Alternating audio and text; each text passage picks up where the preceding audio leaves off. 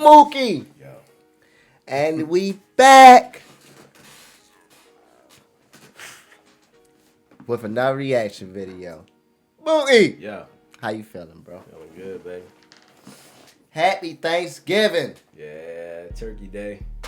Cause this is exactly when this video was coming out on Thanksgiving, man. We've been gone for a little bit, y'all. We just want to take the time, say we appreciate everybody that's still been watching our content, man. We got a video today from a subscriber. Yes. But on the other note, y'all will start seeing us more consistently now. You feel me? We should definitely get back in rotation, man. So please send y'all requests, and y'all just need to see the work after out of us. Mookie, how the most dangerous player on the planet became invisible to scouts. That sounds impossible. Now, I forgot the dude's name, but the guy told me react, so I don't want to mess up the guy's name. If y'all new to the channel, don't forget to like, comment, subscribe. Yes, sir. Mookie. Yo. Let's get straight into it, bro. Every hardcore football fan has become obsessed with the way Brighton signs new players because, one way or another, they seem to pull these world-class talents out of thin air like they have a crystal ball or something. They have the most overpowered scouting team in the Premier League, and they barely ever make any mistakes. Which is exactly what makes this story so much more interesting, because the one mistake they made, the one good player they let go of, might have been the very best to ever step foot at their club. If you haven't heard about him yet, this is Viktor Gyökeres, and he's an absolute freak of a Gyökeres. Viktor Gyökeres. Gyökeres. Footballer. In the last 15 years, the Portuguese league has brought you Di Maria, Nani, Coentrão, James, Falcão, Hulk, Bernardo, Black, Ederson, Felix, Bruno, Militão, Núñez. It's a seemingly infinite pool of ridiculous talent, and still, I can't stop myself from seeing Gyökeres as maybe the most exciting of all. 50 matches, 43 goals, and 14 assists, the most goal contributions in the entire world. This guy arrived in Portugal and took 5 Player of the Month awards in a row. In Sweden, they already talk about him as the new Zlatan Ibrahimovic. Portuguese newspapers can't stop mentioning how much he reminds them of Ronaldo, and personally, he reminds me a lot of pre-injury Lukas Podolski, which is a scary thought, especially considering that Gyökeres never seems to get injured. Honestly, he might just be the scariest player I've ever seen in this league. Not only is he physically imposing, capable of taking on any center back, but no matter his size, he's still freakishly fast and capable with his feet. The outcome is a player who can create more chances than the league's best playmakers, who can score more goals than the best target man, and take on 1v1, often even 1v2 situations, as well as the best wingers available. As one newspaper put it, is a transition demon, a Frankenstein footballer, an Ivan Drago lookalike who seems like he came straight out of a lab.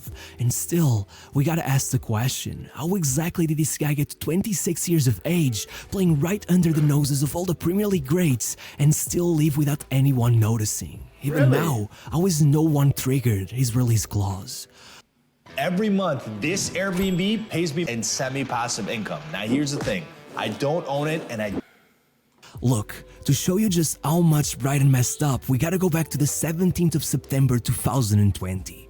Brighton were playing 3rd Division Portsmouth for the second round of the Carabao Cup. For all intents and purposes, this was kind of a meaningless match, but in a way, that's what made it so special in retrospect, because with the stakes being so low, Graham Potter fielded a lot of players who otherwise would not get much of a chance to play, and among those names, 2 stood out. Viktor Gyökeres and Alexis McAllister. At the time, they were both 23 years old, had both played less than 10 matches for the club, and that day, they each scored their first goal for Brighton. In fact, Gyökeres even got an assist as well. But while McAllister's goal allowed them to get called back for the next League Cup match and then to slowly get introduced into the starting 11, taking over the team and being sold to Liverpool for a fortune just 3 years later, Gyökeres experienced the exact opposite. 2 weeks later, he had already been loaned out, and without ever stepping foot in a Premier League match, he would never again play for Brighton. But why were the two players treated so differently? Well, if you really look at each of their famous signings, they didn't really appear out of thin air. McAllister was already doing well at Boca Juniors, Buonanotte came from Rosario Central, Trossard was amazing at Genk, Mitoma was even en route to play Champions League football with San Gilloise. In fact, a lot of their best players like Gilmore, Lamptey and Welbeck came straight from top clubs like Arsenal, United and Chelsea. Right. But Gyökeres, well, as one of his coaches at Brighton would admit, we found it hard to believe the club had dug up such a talent straight from the Swedish second tier without facing any competition. And to a certain extent, you really can't blame them. Gyökeres really had come out of nowhere. Back before they found him, he's only ever... I feel like this our second time hearing that. What's up with that, y'all? Y'all discover football players out of nowhere. Is it hard for football scouts to spot like the gyms, or because football is big, right? Yeah. We both know that football is like real big, but why is it always like they find a player that they didn't know would be like that? You get what I'm saying? I get what you're saying, bro. There's so many diamonds that just go undiscovered. You feel what I'm saying? Right. I think it's like that in all sports. Like, sometimes this guy got to work extra hard, and he's probably better than the first three guys that's, but that is a good question. Why is it so hard? Like, why?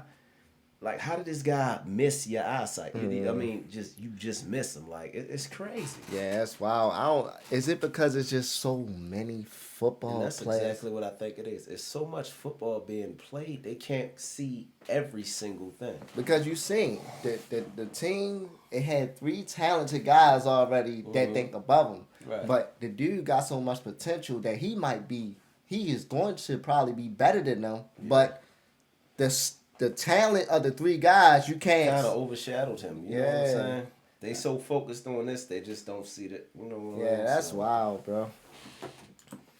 transfer, if you can even call it that, came when he was scouted at 15 years of age by IF Bromma Poikarna. If you never heard of them, well, that isn't exactly surprising. They were one of the worst teams in the Swedish league. In fact, even though it took less than 2 years for Gyökeres to get promoted to their first team, by then, they had already gotten relegated after one of the worst league campaigns you'll ever see. Just 12 points from 30 matches, even the second worst team had more than twice their points. You could argue that, at the time, they weren't even good enough for the second tier, and you know what? You'd be right. The next year, even with Gyökeres getting his first few minutes for the team, they finished last place once more, winning only 5 matches all year. Wow. Suddenly, Gyökeres was approaching his 19th birthday, and when he should have been following the footsteps of Zlatan, maybe getting a move to Malmö or, one of the top clubs in Sweden, instead, he was in the third tier of a league where it's already hard to get some time in the spotlight. Regardless, as you can imagine, that did not stop him. In fact, it just dragged him all the way back to the top. Right then and there, even if he was only just being introduced into the team, he still managed to finish his first full season with a stretch of 7 goals in 11 matches that not only helped get the club back up to the second tier, but already made him their second highest goal scorer and most likely earned him a call up to the Swedish under-19s, where once again, he immediately left his mark, scoring against Italy to qualify them to the under-19 Euros for the first time in their history. And after all of that, obviously Bromma Poikarna realized that it would be their ticket back to the top tier, and before you knew it, he had become the star of the team, starting off the league season with 13 goal contributions in 14 league matches, then going away for the Euros and doing an absolute madness. Look, Sweden went out in the group stage without a single win, and still, in a tournament where players like Rafael Leão, Mason Mount and Jota all played more matches than Gyökeres, he still came out as the top scorer, getting a goal in every game he played. And of course, once back in his country, he completed his mission, not only leading his team to yet another title, scoring a hat-trick in the final match day, but also making sure to score the goal that would put them in the semi-finals of the Swedish Cup against all odds. Wow. And if for a second you doubted that Gyökeres really had been responsible for the team's rebirth, then let me tell you that it was right after this that he left, and almost immediately Bromma Poikarna ended up getting relegated twice in a row again. Wow. They were nothing without him. Regardless, he was finally at Brighton, and the first sort of problem to come up was that Gyökeres was sent straight to the under-23s, and though this is not inherently wrong, I mean, eventually did the same to Fofana and that worked out, well, back then, it wasn't the same. Brighton's under-23s weren't even in the first division, and though Gyökeres performed every time, scoring 11 goals in his first 12 appearances for them, leading them to promotion and then keeping it all up in the first division, after one full year at the club's academy, even if he was already playing his first few games with the Swedish national team, Brighton were still yet to figure out what was his best position, constantly going back and forth between playing him on the wing or as a striker, and even worse, it still didn't seem like there would be a place for him in the first team anytime soon, allowing him only 91 minutes of playing time across that whole year. And then, to add fuel to the fire, Graham Potter replaced Chris Hughton as the club's manager, and with the team switching to a new game style that in the opinion of the staff just didn't fit Gyökeres, the under-23's head coach recommended that they loan him out, and soon, he was going straight to St. Pauli in the German second tier. But again, this was especially frustrating because even if he performed quite well there with 11 goal contributions in around 1600 minutes of game time, once he made it back, you again got the feeling they didn't even consider keeping him in the first team, as it was right then that the whole situation with McAllister went down. While every other player that showed some promise was given a shot, Gyökeres was sent on yet another loan, this time to Swansea, where he hit the lowest point of his career. Bro, this First, dude testing just positive for COVID, then Talk to me. having bad luck after bad luck. We've reacted to a player like that before. Was it the gracious, man? it was the video with the football mafia or something. Yes, I'm okay. Yeah, the dude just kept having bad luck after bad luck. But yeah, what you were saying about him? Bro, this is tough, man. It's like he can't win. Yeah, He keep going to these lower level teams. He keep, he belongs. he's showing that, like, bro, I can really play. Yeah, and with football, y'all, it really seemed like you don't have too many shots because it's like once you mess up that one big shot, Right. it's your reputation. After that. You feel me? It's your reputation. So it's really hard to maintain. I feel like personally, and what we've been watching, to maintain your football career, yo. That's tough, man. You feel me? seriously struggling with long-term symptoms, never really getting back to full fitness, and watching as his move got cancelled less than 4 months after arriving at the club, unjustly killing any remaining belief Brighton had in his progression. Thankfully, the thing about hitting rock bottom is that you can only go up from there, and that's exactly where Coventry City came into the picture. You see, they had just gotten promoted to the championship, so they felt they had nothing to lose in giving Gyökeres the chance he was so desperate for, and with his performances over the rest of the season not exactly blowing anyone's mind, once they offered Brighton €1 million for his permanent signing, they took it. After 2.5 years of waiting for his talent to develop, even they began doubting their own scouting department. Little did they know that their problem was exactly that they had been waiting rather than acting. Meanwhile, at Coventry, this bat wasn't as innocent as it may have seemed from the outside. Over those 5 months, Gyökeres had built a close relationship with manager Mark Robbins, who had played as a striker at the likes of Man United and Man City. And you know what they say, it takes one to know one. Right. Robbins was maybe the first to realize that Gyökeres had everything to become a predator, and as the man himself would tell the press, it's good to finally have someone who understands me. And rightfully, from there on out, he blossomed. The 11 goal contributions in the first 11 matches of the season, and the moment Zlatan injured his knee and had to miss the World Cup qualifiers, there was no doubt Gyökeres would be the one tasked with filling his shoes. But still, by the end of the season, even with 21 goal contributions in the championship and some of the most incredibly clutch performances in the country, he was being labeled a one-season wonder. At times, man. it almost felt like it was Gyökeres Getting that name on his back, one season wonder. against the world. The guy could never catch a break. But that only made him more relentless. And Right. next season, he made sure no one would ever say those words again. Yeah. With the new season starting, Gyökeres seemed to improve every single month. In September, he was involved in 1 goal. In October, he made that 3. By November, he brought it up to 4. In December, he doubled down. And from February onwards, with Coventry sitting at 11th place and needing a miracle if they wanted to make it to the promotion playoffs, Gyökeres hit cruise speed. 15 goal contributions in 15 matches across 2.5 months. Coventry had only lost 1 single game since February, and to the shock of everyone, they had secured the 5th place finish, their highest placement since their relegation from the Premier League 22 years before. Wow. And once Gyökeres assisted their only goal in the playoff semi-finals, the only thing between them and a comeback to the top of English football was Luton Town. And after Coventry went behind early into the match, guess who assisted the decisive goal? Viktor Gyökeres. Still, after 120 minutes on the battlefield, it all came down to penalties, and though Gyökeres scored his, Coventry lost in sudden death, and Shubhak Pom beat him to the Player of the Season award.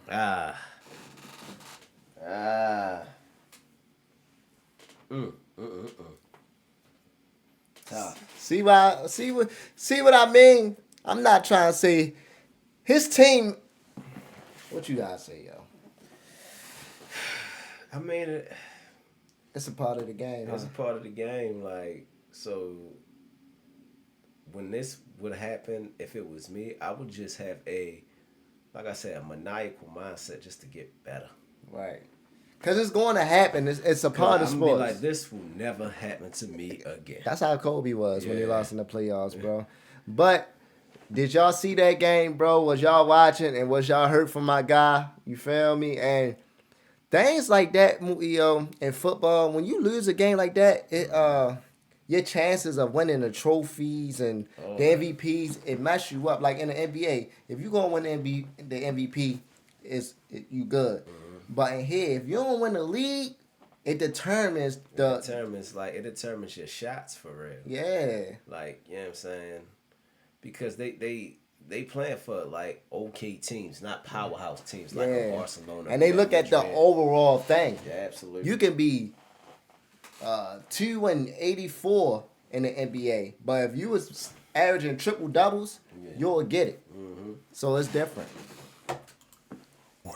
But as one newspaper had said before the match, wherever the result, there's one man you feel cannot lose, and that's Viktor Gyökeres, because in everyone's eyes, he was already the winner. His 12 assists put him on top of the charts, his 21 goals made him the championship's second highest goal scorer, and in seemingly every advanced stat, from progressive carries to shot-creating actions and successful take-ons, he came out on top every single time. So, with a handful of Premier League clubs coming for his signing, Gyökeres with only 1 year left in his contract and Coventry stuck in the championship, a transfer seemed unavoidable. But as he made up his mind between Everton, Wolves, Crystal Palace and Fulham, Sporting CP showed up, offering a club record 20 million euros for his signing, as well as 4 million in bonuses and a 15% profit share whenever they ended up selling him. In other words, Sporting saw a true phenomenon and threw at them everything they had in exchange for the opportunity to have him in Lisbon, because if there was one thing they needed desperately, it was goals. Right. They had only been able to outscore either of their rivals, Porto and Benfica, once in the previous 15 years. But then Gyökeres arrived. On his league debut, he scored twice. On his first Europa League match, he scored again. On his League Cup debut, he scored the hat-trick. And once he played in the Portuguese Cup, he scored and assisted. As one newspaper wrote, the most shocking thing about Gyökeres is his endless hunger, destroying every opponent who comes in his way and treating everyone equally. May it be an European game or a cup game, Gyökeres will not stop. And they meant that. By February, not only had he taken the League's Player of the Month award 5 times in a row, quite literally winning every single one since his arrival, but he had already hit 25 goals for Sporting, blowing past one of the clauses in his contract and forcing the club to pay an extra €1 million to Coventry. And let me tell you, if even for a second you thought of pinning this on a Portuguese league, suppose lack of quality, I guess I should warn you that at that point, his best performance of the season had not come against some random no-name team. No, it came against Porto, where the one man marking Gyökeres was no other than Pep. You know, the 3-time Champions League winner. And as much as it hurts me to say, Gyökeres did not struggle. He scored 10 minutes into the game after making Pep look like a rag doll, then scored again 30 minutes later, only getting the goal disallowed by VAR due to something that was completely out of his control, and finally going on a 60-yard run all the way up the pitch, getting one-on-one with the keeper, playing it out to a teammate, killing the match, and completely justifying however much more money that they have to spend on him, with their manager Ruben Amorim even telling the press that Gyökeres did not become 1 million more expensive, he became 1 million cheaper, because after all, even with one-off performances to the side, well, remember their whole problem with goal scoring. At that point, Sporting wasn't just outscoring one, but both of their rivals, though my God. Gyökeres wasn't even close to done. Right from that moment on, he went on a run of 10 goals and 3 assists in 12 matches, only once playing a full 90 without getting his name on the score sheet, and even then, when just a few weeks later he was put in doubt for their second league match against Porto, not only did he end up making it to the bench, but with Sporting 2 goals behind, they brought him in regardless, and I kid you not, he scored to bring one back in the 87th minute, and less than a minute after that, he had already scored the equalizer. Not to mention that the following match he scored another, and suddenly Sporting were champions. And it wasn't even that it was only their second league title in over 20 years, or that they were leading by 10 points, their best finish since 1950.